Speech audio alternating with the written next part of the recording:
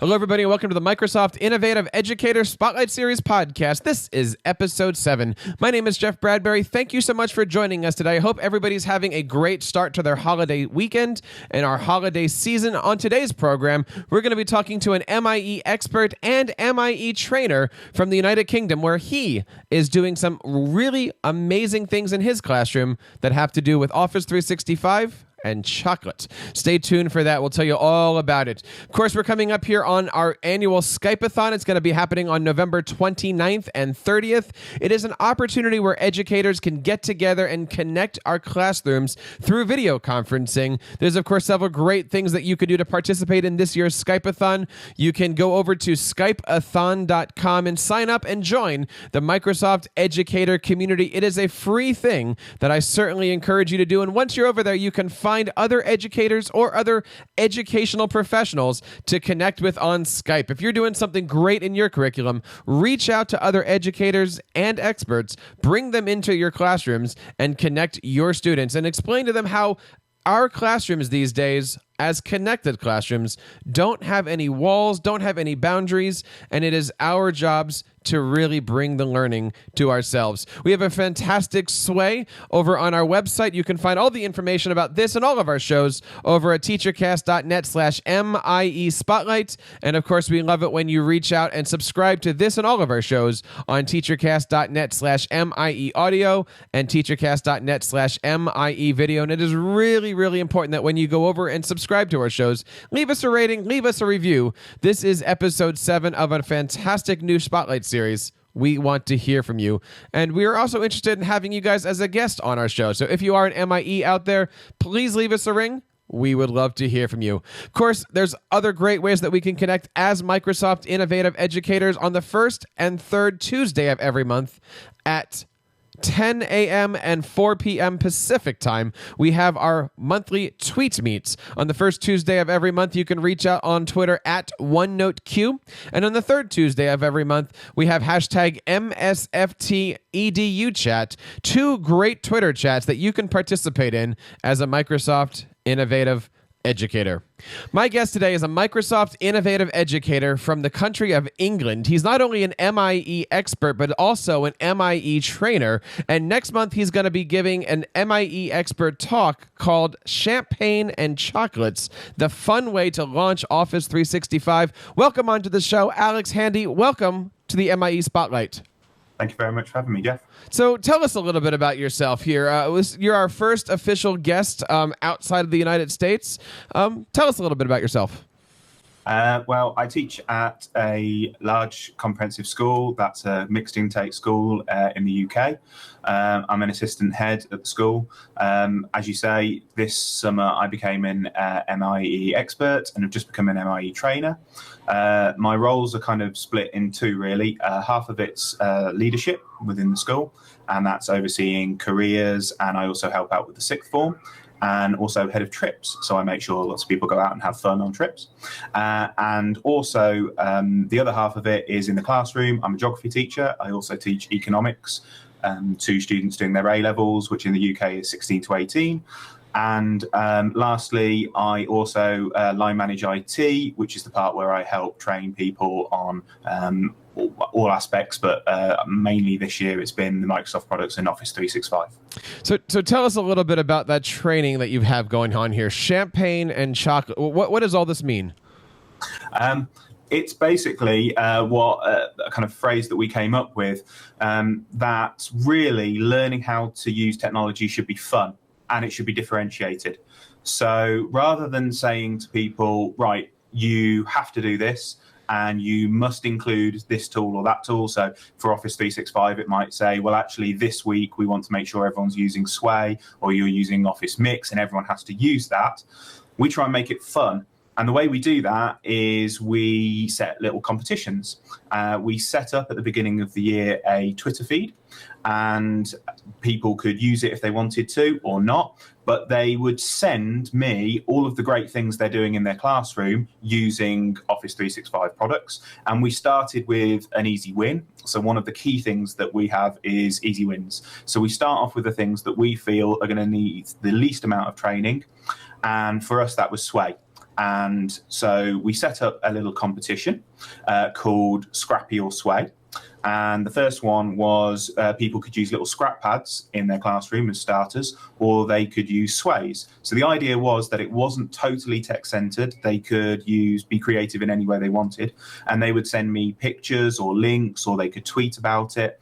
And at the end of the half term, there would be a prize, and we had a bottle of champagne for the winners, and some bottles of wine or chocolates or whatever people wanted. And we had a little bit of a prize giving during our learning and teaching conference that we did at the end of the half term.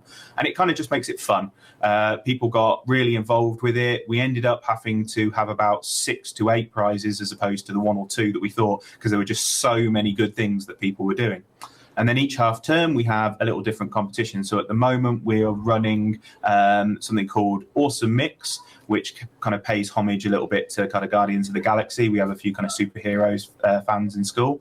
And the idea this time, again, is we've combined technology with something else that people can do. People can send us things that they're doing awesome. And the way we kind of define that is things that when staff are doing a lesson, something which they really feel engages students. And at the same time, we've put in their Office Mix, and we've sent out help sheets and help videos on how to use Office Mix, especially focused on the sixth form, again, those 16 to 18 students, for revision tools and going over tasks, and kind of trying to do a bit more flip learning. So we've still got the sways going on. And now we then want to kind of add something else to people's toolbox. And that's the way it works. You know, I love the idea of doing things that are fun. And I know a lot of people right now are looking at professional development, and they're saying PD is tech. And sometimes that works, and sometimes that's a little bit of a hard sell. But I absolutely love the ideas of doing with the prizes and bringing the superheroes in. Tell us a little bit about how you started this. Was this just an idea that somebody came up with, or is this something that kind of evolved into your current position? Okay. Well, we only just started it in September, and we kind of sat down and thought, right, we've got all of these great tools. Some people will want to use them. Some people will be a bit unsure. And it was really around that idea that I feel quite strongly that CPD should be differentiated. I was lucky in the sense that the school started something called faculty-centered CPD, which I know other schools have done, but it was kind of new to us, which was the idea that other than a few core pieces of CPD, such as child protection, which every school has to do, you could book in to whatever you wanted across the year. And you simply submitted that these are the areas we want to work on. And therefore, we booked in areas either from external people or people with particular skills in the school to help train on those. And that really has been totally revolutionary for us, because it's meant that we can go into faculties and we can turn around and say, what do you want? Or have a look at these tools, and which ones do we want to pick out from that? And the differentiation in there comes from the fact that we have certain members of staff who may be really, really worried about using tech. And we start them off we kind of almost have a grading system. So we're moving to all of our online systems being OneDrive. And then I think the next one up from that really is Sway, and then having a look at Office Mix, and then from there going on to OneNote, and then having a look at looking Skype Classroom, and then kind of judging where people are at with that and what they need to use it, and then entering them either with everything, because actually they already use bits of those tech already, or saying, right, okay, fair enough, currently use nothing, have a go, have a look at what OneDrive offers, have a look at how easy Sway is to start off with, and then we'll grade that through the year. And that's been brilliant. And frankly, the teachers have been super, super positive, more positive than I could ever imagine. We've got so many students now using Sway. We've got people coming to me saying, right, okay, Office Mix, I've heard that you can voice over and it's pretty easy, and we've already got PowerPoints, can we use that? So putting in the kind of competition element is just the kind of finishing touch to that, really. It just means that we're saying to people, you don't have to go and spend hours and hours and hours training. We'll come along, pick the bits, you can kind of pick our brains on the bits that you think might be useful. And from that, we'll have a bit of fun with it. And that's where it came from, really. Alex, do you work alone, or are you in a team? we've got two of us really who are driving most of the tech training, myself and the head of IT. He's also an MIE. I kind of saw the MIE training and then kind of said, oh, do you fancy coming along to do this? And he did it as well over the summer. And he's just become an MIE trainer as well during our kind of process. So between the two of us, we kind of like tag team it when we can kind of get into different trainings. That's amazing. I love the idea of tag teaming. I love the idea of having all these resources available. Are these resources private for your district, or is this stuff that maybe we could share on our show notes pages if you give us the links? That's fine. We can share anything that we're doing. We're happy. You can also follow us on at Caledon L&T. Caledon's the name of the school, and I'll share that with you, and you can kind of see the things that we're doing there. Basically, we don't have anything that's kind of that we keep totally in house. I try and tweet as much as that we can actually do and put out there. And of course, you can find out all the information on the links for this stuff over on teachercast.net/MIE Spotlight. This is episode number 7. Alex, talk to us a little bit about that journey to be not only to become an MIE, but taking that next step to be a trainer. Many people aren't sure yet what an MIE trainer is, how it differs from being an MIE expert. Tell us a little bit about that process. Okay, no problem at all. I don't think anyone should be worried about making that that sort of transition, simply because I became an MIE expert over the summer, and the natural progression then is to go and want to actually share the things that you've learned with the people that you work with, and it's totally simple. If you're already an MIE expert, you will have already been on the educator community site. And you simply go to the training section and you create a training. There's a really simple form where you fill in saying who you're going to train, how long that is, and you simply add that. Next to each one of those, there's a code.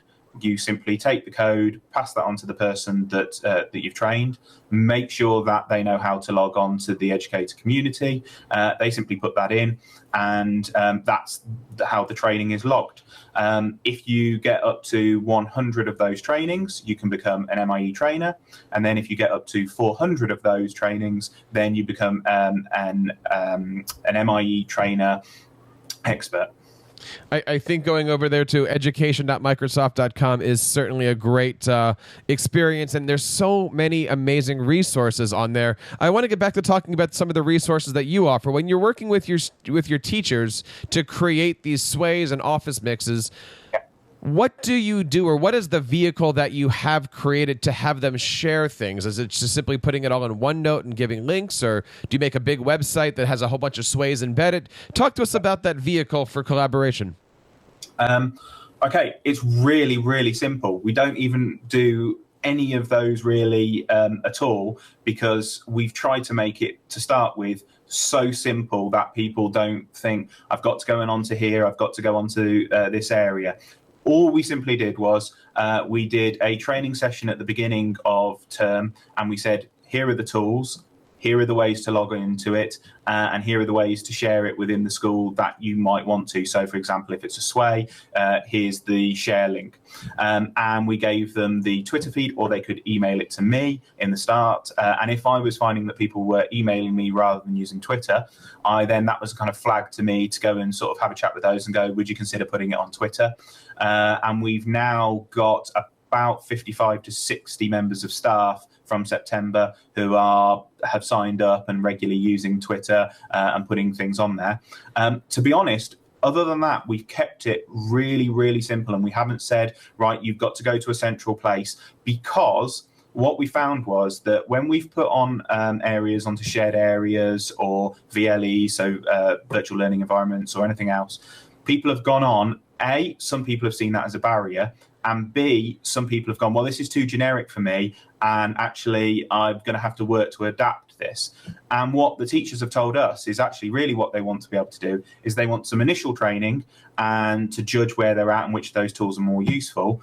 And then what happens is, within the faculty, we usually identify 1 or 2 people who are quite good with technology, and in the first instance, they can go and speak to those people, or in the second instance, they can come and speak to myself or the head of IT, Tom.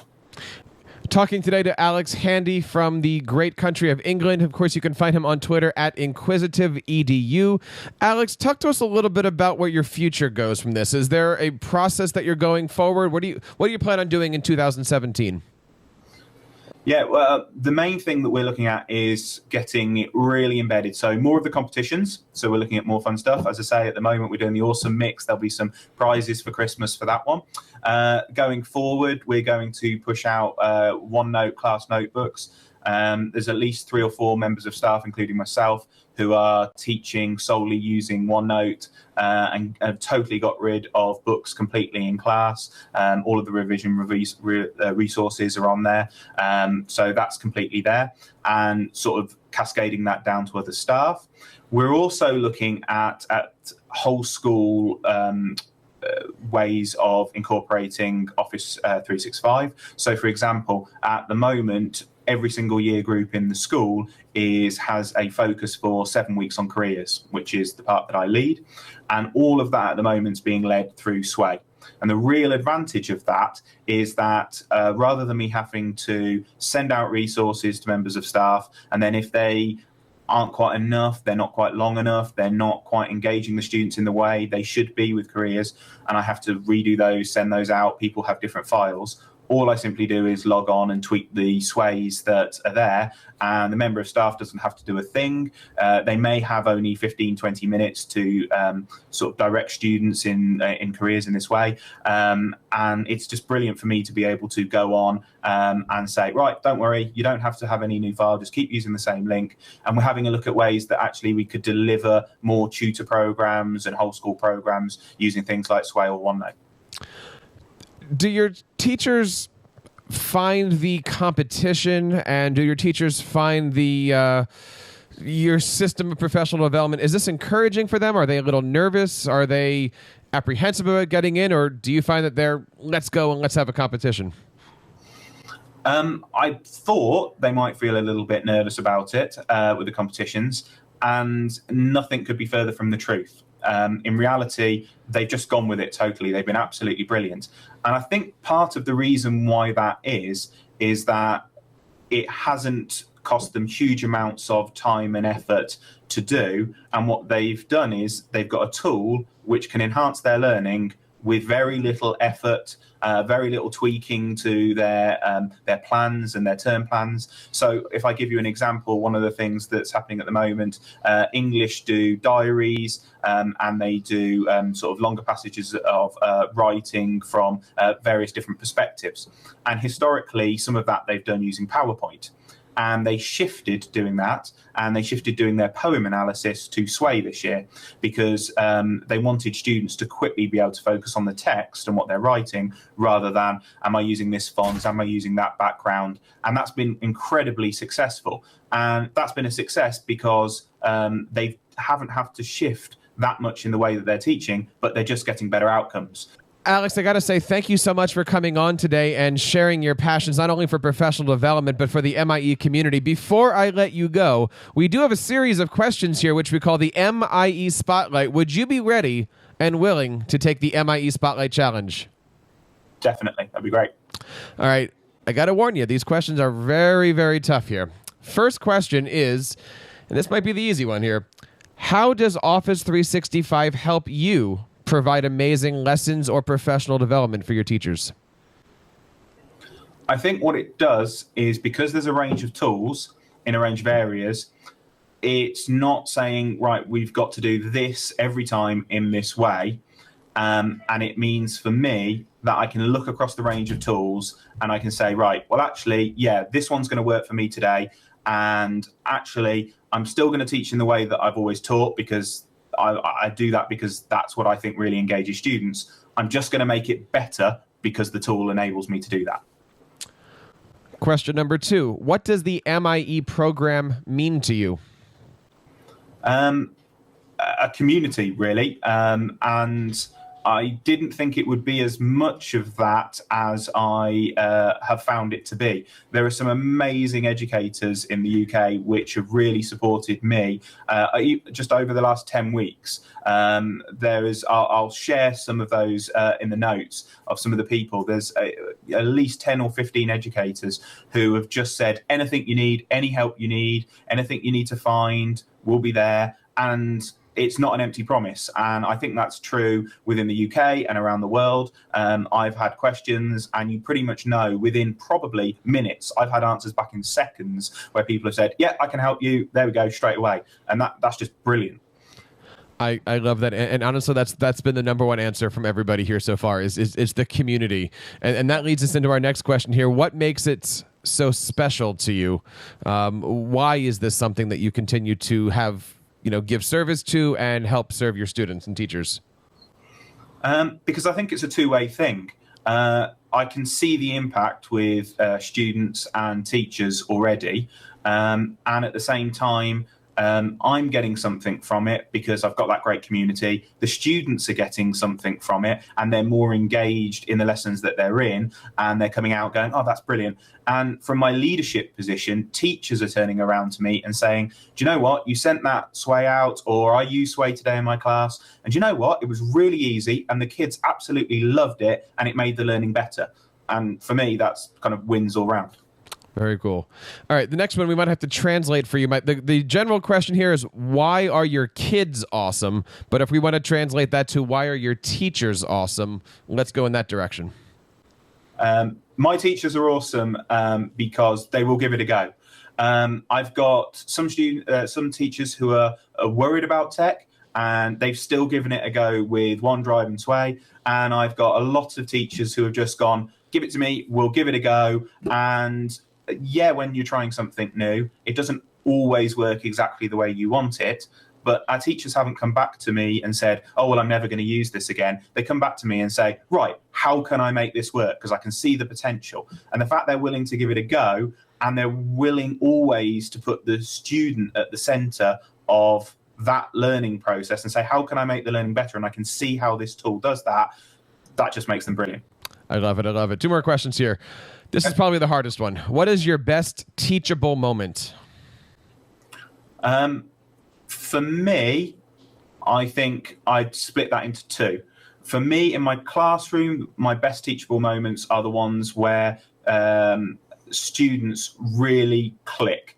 And I've had those moments with Skype, Mystery Skype as an example. I did my first one, and I was fully prepared that I thought, I'm not sure my kids are even going to find out where in the US they were, because that's where the person was.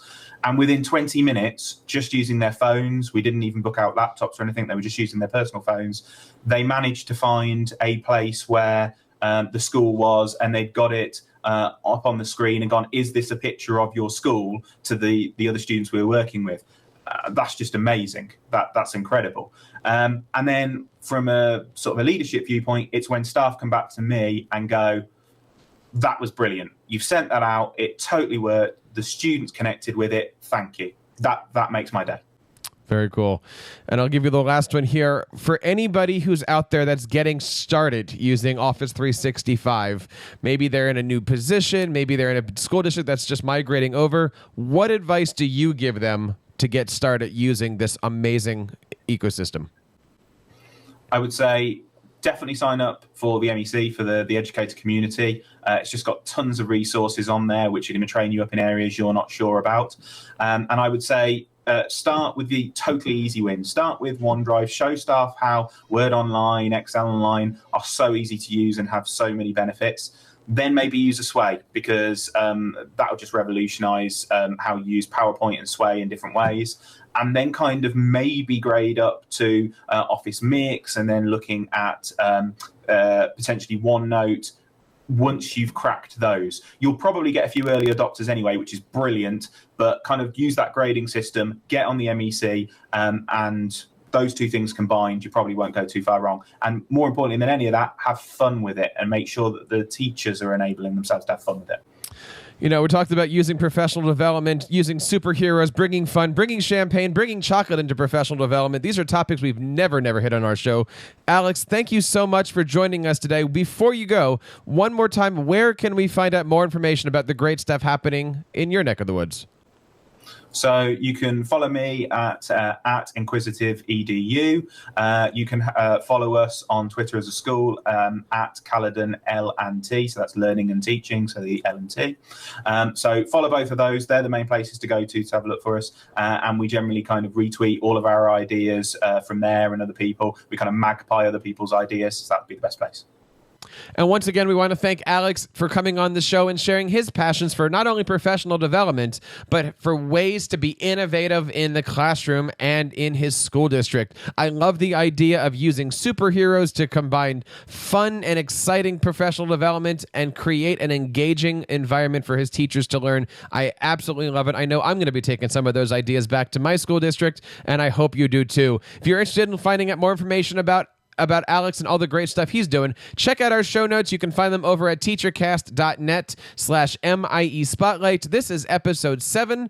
All of our links, all of our everything from his episode is going to be over there. Of course, there's other great ways that you can participate in this podcast. You can, of course, subscribe to this show and all of our shows over at teachercast.net/MIE audio and teachercast.net/MIE video to subscribe to our audio shows on iTunes and our video shows over on YouTube. And while you're there, please leave us an email at feedback@teachercast.net. We want to hear from you, and we would love to feature you in your classrooms on this very program. Don't forget, on November 29th and 30th, the Skype-a-thon is happening. Visit them over at skypeathon.com. Sign up for the educator community and reach out. Connect your classrooms with the world. Your students are going to have a great time this year at our Skype-a-thon. Until next time, my name is Jeff Bradbury. Thank you so much for joining us on the MIE Spotlight Series podcast. And on behalf of everybody at Microsoft Education and the TeacherCast educational broadcasting community, I want to remind you to keep up the great work in your classrooms and continue sharing your passions with your students.